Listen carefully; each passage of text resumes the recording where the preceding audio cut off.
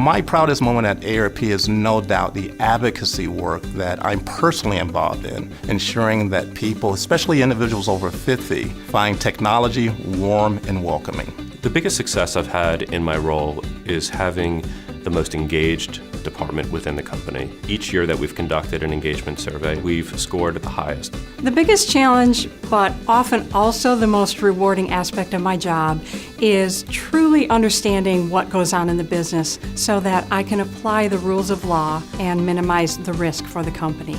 I believe my greatest success at the College Board has been creating leaders throughout my organization. I think one of the biggest successes I had was developing and implementing a technological roadmap for private and hybrid cloud solutions that support worldwide operations. With each successful launch, I'm reminded how fortunate I am to be part of a team of such dedicated professionals.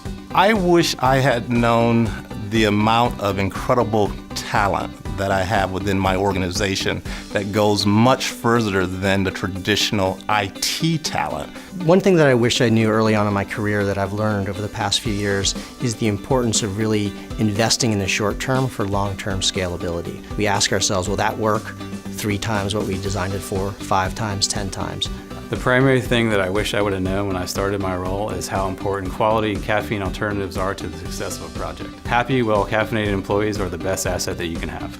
Taking more time to interview, specifically sales individuals, whether it be through calling past contacts or past employers, or just giving a little bit more attention to the screening process. I wish I had paid a little more attention in my psychology class to learn how to communicate with millennials a little bit better, and I wish I had known a little bit more about that prior to joining CMAN. As a kid, I dreamt of being a programmer. I grew up with Tron and war games and weird science, and now I have a true appreciation of software lifecycle and how to realize its benefits. To own and operate my own business. I admired my father, who was a small business owner, and I saw how rewarding it was for him to run his own business. And to a large extent, I feel like I've achieved that. I recognized pretty early that my stature being relatively diminutive, that I was not going to be a professional athlete, so I sort of always envisioned myself as owning a sports team. I do recall thinking about how to survive the challenges that were in front of me. I remember simple advice that my parents gave me and my siblings. Opportunities will become available. Use each opportunity to create a new opportunity.